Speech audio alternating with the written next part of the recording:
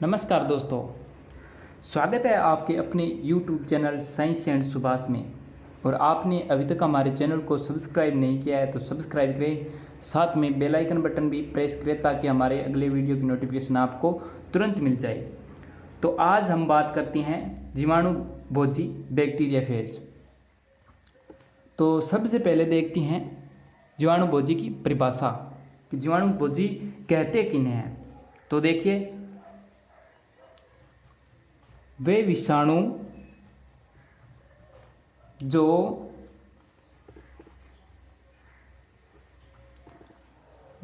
जीवाणु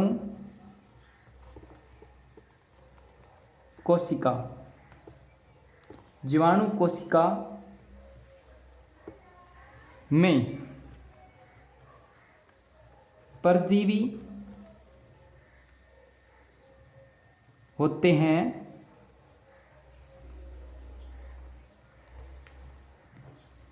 जीवाणु भोजी या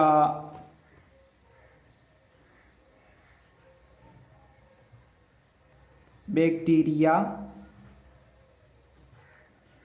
फेज कहलाते हैं।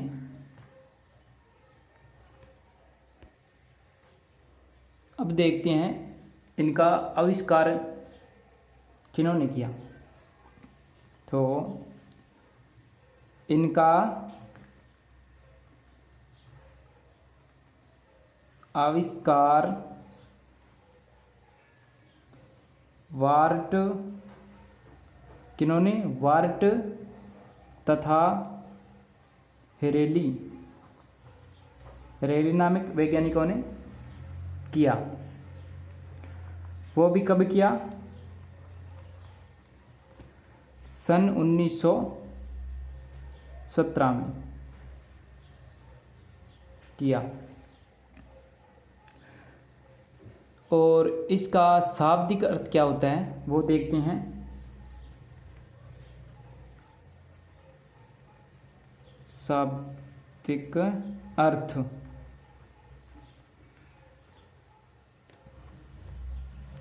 जीवाणुओं को खाने वाले जीव।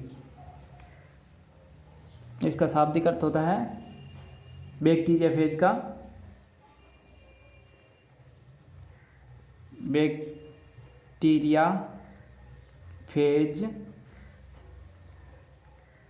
का शाब्दिक अर्थ होता है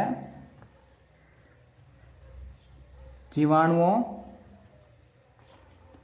को खाने वाले। जो हानिकारक जीवाणुओं को, जो गंगा जल होता है उसमें हानिकारक जीव होते हैं, उन्हें खाता है और गंगा जल को शुद्ध बनाता है। तो चलिए आगे देखते हैं। जीवाणु भोजी अविकल्पी परजीवी विषाणु होते हैं। क्या होते हैं? जीवाणु भोजी अविकल्पी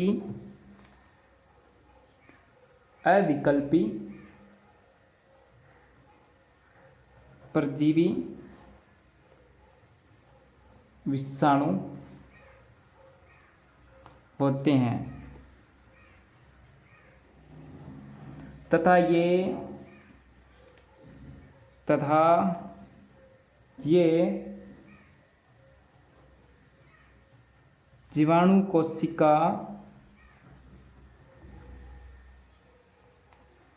को संक्रमित करते हैं, उनमें संक्रमण फैलाते हैं। ये प्राय मिट्टी, गंदे जल और ये रहते किन में हैं ये देखते हैं। अब ये गंदे जल, मिट्टी, नालियों, जंतुओं व मनुष्यों की आंतों में तथा थूक, लार, रक्त व पंसलियों,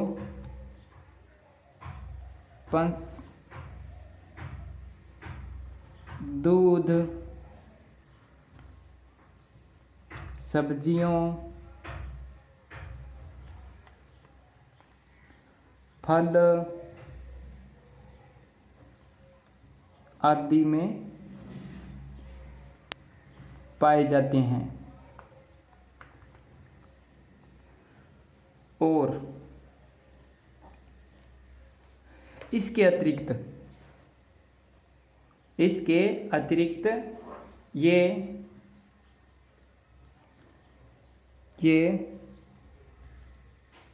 जंतुओं व पक्षियों,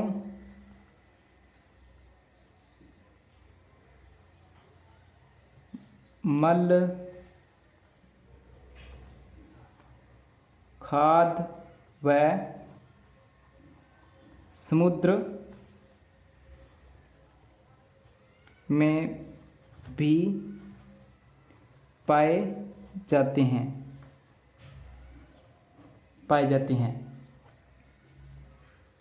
कुछ जीवाणुभोजी क्या होते हैं? जीवाणु के अतिरिक्त ईस्ट तथा नील हरित शैवालों में भी पाए जाते हैं, वो भी परजीवी के रूप में। कुछ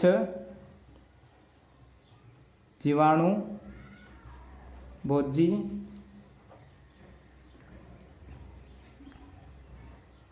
ईस्ट तथा नील हरित शैवालों में भी परजीवी के रूप में रहते हैं। कुछ जीवाणु जो नील हरित शैवालों में परजीवी के रूप में रहते हैं, इन्हें क्रमशः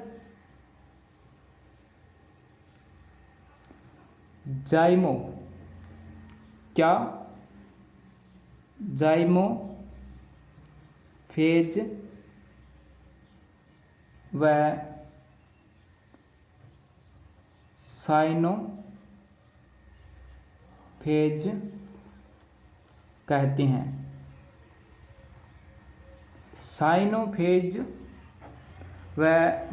जाइनोफेज व साइनोफेज किन्हें कहती हैं? वे जीवाणुभोजी जो नील हरित व ईस्ट शैवालों में परजीवी के रूप में पाई जाती हैं, उन्हें जाइनोफेज तथा साइनोफेज कहते हैं। अब हम बात करते हैं जीवाणुभोजी की संरचना कैसी होती है। तो देखिए, जीवाणुभोजी की संरचना।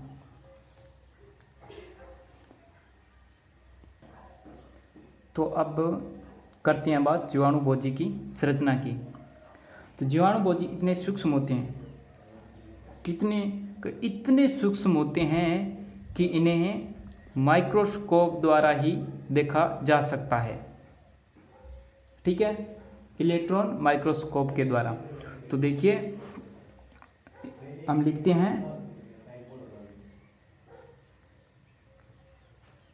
जीवाणुभोजी इतने सूक्ष्म होते हैं कि इन्हें जीवाणु फिल्टर से भी पृथक नहीं किया जा सकता।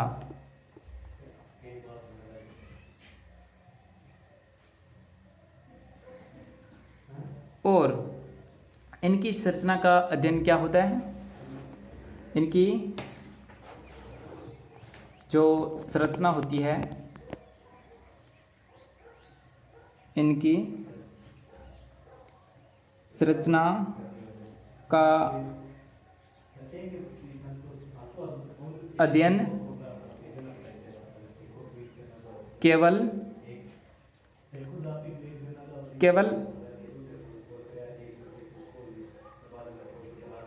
इलेक्ट्रॉन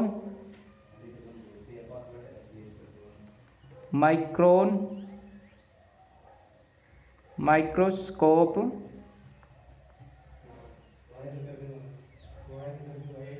के द्वारा ही किया जा सकता है।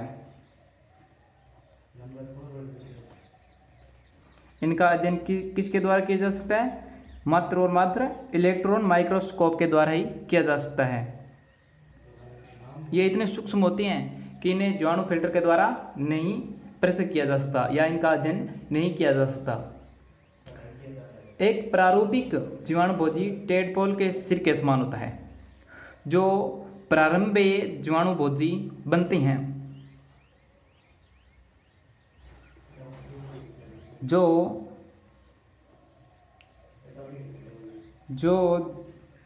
जीवाणु भोजी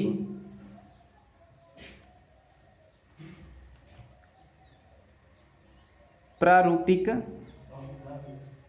जो इनका प्रारंभ का रूप होता है, प्रारंभिक रूप टेडपोल किसके समान? टेडपोल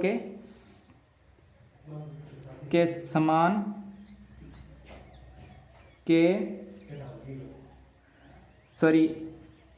जो जीवाणुभोजी प्रारूपिक रूप टेडपोल के सिर के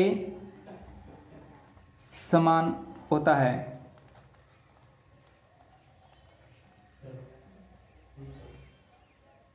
वह पूंछ में विभेदन होता है। अब देखते हैं डायग्राम जीवाणुभोजी का, ये किस प्रकार का होता है। तो देखिए, ये है जीवाणुभोजी का डायग्राम इस प्रकार से। तो मैंने कुछ लंबा बना दिया है, ये स्क्रीन में नहीं आ रहा है तो इसको इधर उधर करना पड़ेगा। तो इसके सिर का आकार होता है 650 एरोस। ये होता है इसका सिर, ये सिर या छात। और ये जो प्लेट टाइप की लगी हुई होती है इसे कॉलर बोलते हैं। और ये इसकी पूंछ होती है। इसके अंदर एक नली टाइप भी होता है, इसे कोर नली कहते हैं, जो इसके अंदर होती है। ये जो घुमावदार है, इसके अंदर एक नली टाइप होती है, इसे कोर नली बोलते हैं। और ये यहाँ जो होता है ये आधार प्लेट होती है। ये जो होते हैं ये पूंछ तंतु होते हैं। तो अब इनके बारे में हम लिखते हैं कि ये किस प्रकार के होते हैं, कितने एरोस के होते हैं और इनका साइज कितना होता है। तो देखते हैं, ये संरचना इस प्रकार की होती है जीवाणुभोजी की। तो एक बार ध्यानपूर्वक फिर से देखिए, ये प्रिज्माब होता है, ये इसका सिर होता है। और ये जो प्लेट होती है ये कॉलर होती है। और ये इस टाइप से जो घुमावदार है इसे पूंछ कहते हैं। और इसके अंदर एक और नली टाइप की होती है, उसे कोर नली कहते हैं। क्या कहते हैं? जो इसके अंदर भी होती है उसे कोर नली कहते हैं। और ये जो 6 अलग अलग तंतु है ये पुंज तंतु कहलाते हैं, पुंज तंतु। और जो ये है आधार प्लेट होती है। तो ये तो था जीवाणुभोजी। और इसके बारे में जो ये 200 एरोस 1500 एरोस है ये क्या है, तो देखते हैं जीवाणुभोजी किस प्रकार। अब इनके बारे में लिखते हैं। तो अधिकांश जीवाणुभोजी क्या है,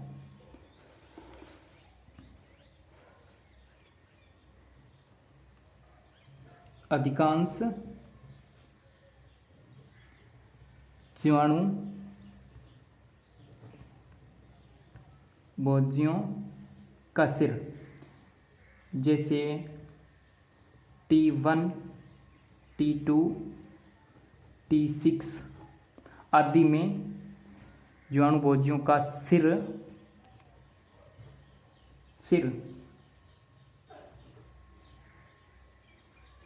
प्रिज्माभ होता है, प्रिज्माभ होता है, प्रिज्म की तरह होता है। और T3 व T7 जीवाणु भोजियों में यह गोलाकार होता है, गोलाकार होता है। इसके अतिरिक्त कुछ जीवाणु भोजू तंतु में भी होती हैं। कुछ जीवाणु भोजी तंतु में भी होते हैं। ठीक है। इनमें सिर व पूंछ में विभेदन नहीं पाया जाता। इनमें सिर व पूंछ में विभेदन नहीं पाया जाता। T2 विभोजी के प्रिज्माभ सिर का आमाप। T2 जो T2 जीवाणु भोजी होते हैं, विभोजी के प्रिज्माभ सिर का अमाप 950 एरोस इंटू 650 एरोस होता है। जो अभी मैंने आपको डायग्राम बताया है ये वाला, ये प्रिज्माप होता है जिसका सिर का माप होता है 950 एरोस से 650 arrows into 950 arrows into 650 arrows तक होता है। सिर व पूंछ के नीचे का भाग कालर, ये तो मैंने आपको बता ही दिया है। और पूंछ की लंबाई लगभग सिर के लंबाई जितना, लगभग 900 एरोस के बराबर होती है। पूंछ की लंबाई कितनी होती है?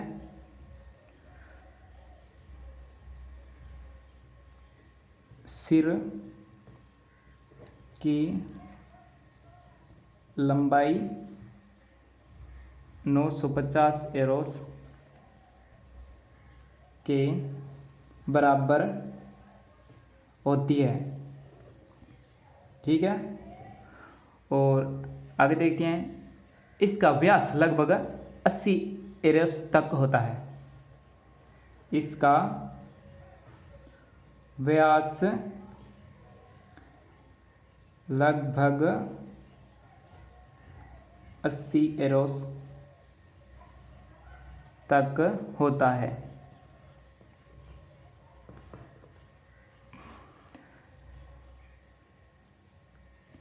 यह प्रोटीन की परत से ढका होता है। जो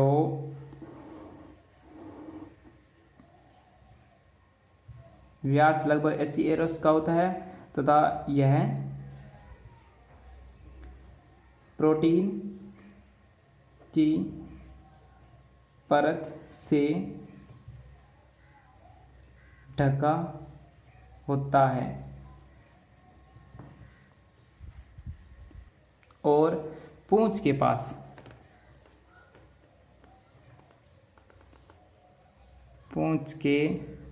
पास एक षटकोणीय प्लेट होती है, उसे आधार प्लेट या पूंछ प्लेट कहते हैं। इसकी मोटाई लगभग 200 एरोस तक की होती है। इसकी मोटाई लगभग 200 एरोस तक होती है। पुंछ तंतु क्या है कि इस प्लेट की चिकनी सतह पर जो पुंछ तंतु होते हैं वो जुड़े होते हैं। जो ये आधार प्लेट होती है उसकी सतह पर पुंछ तंतु जुड़े होते हैं। प्रत्येक पुंछ तंतु की लंबाई लगभग 1500 एरोस तक होती है। पुंछ तंतु के दो मुख्य कार्य होते हैं। पुंछ तंतु के दो मुख्य कार्य होते हैं, वो कौन कौन से होते हैं? पहला देखते हैं, जीवाणु भोजी को जीवाणु की सतह पर चिपकाने में सहायता करते हैं। जीवाणु भोजी को जीवाणु की सतह पर चिपकने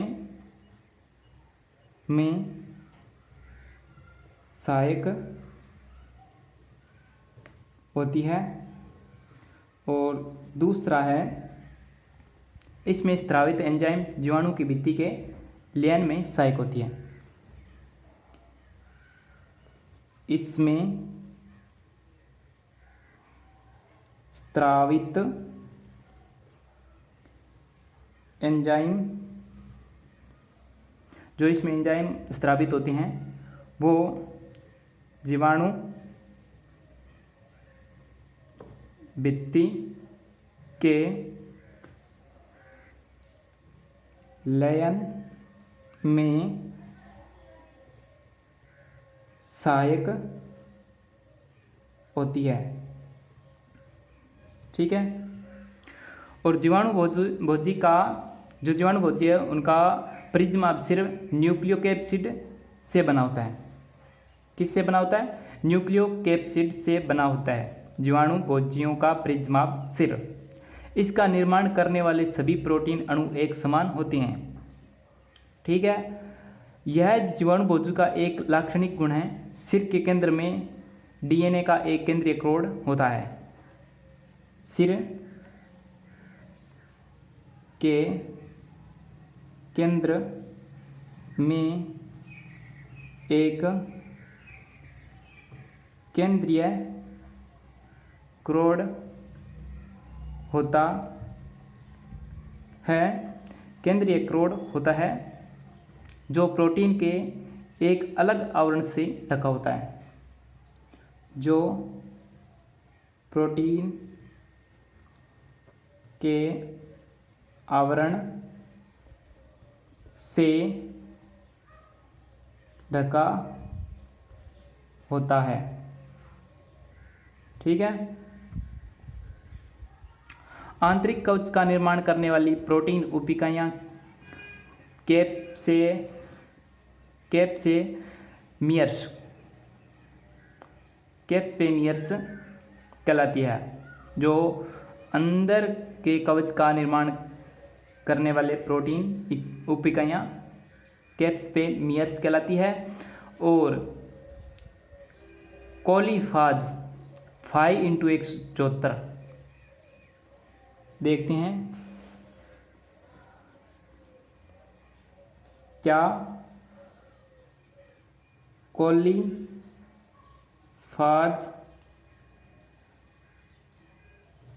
5x174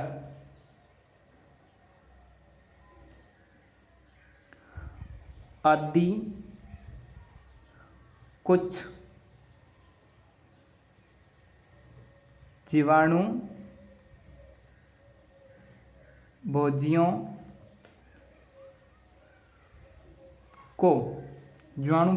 को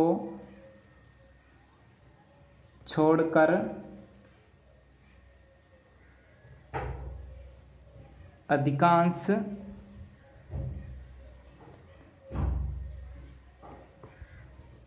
जीवाणु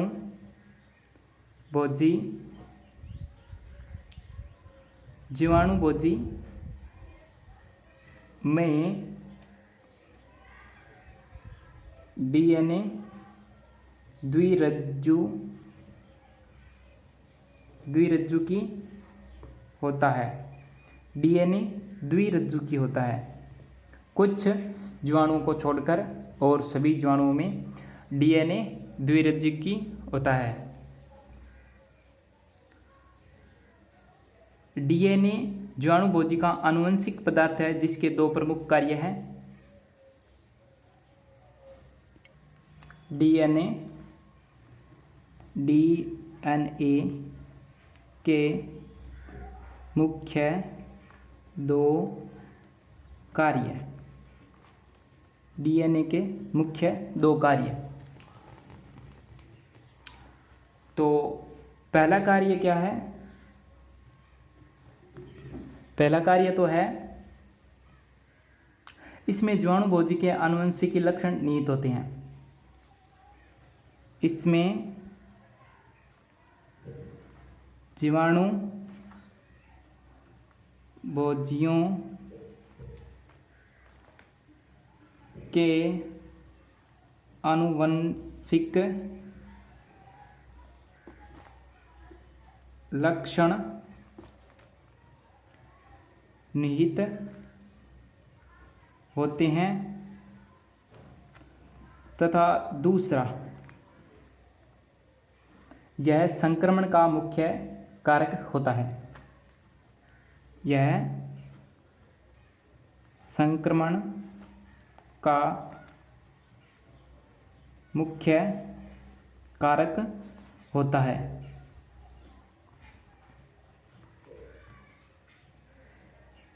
यह प्रपोषी कोशिका को अधिक से अधिक विषाणु बनाने के लिए प्रेरित करता है और यह परपोषी कोशिका को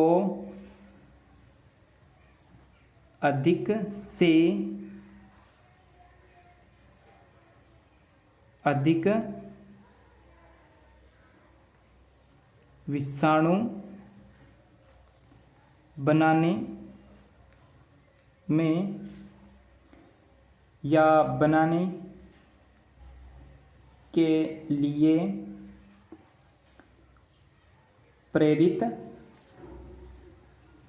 करता है। तो आज का वीडियो जीवाणु भोजी जिसके बारे में हमने कुछ पढ़ा, यह वीडियो आपका अच्छा लगे तो अपने दोस्तों के साथ ज़्यादा से ज़्यादा शेयर करें और लाइक कमेंट कीजिए। तो धन्यवाद।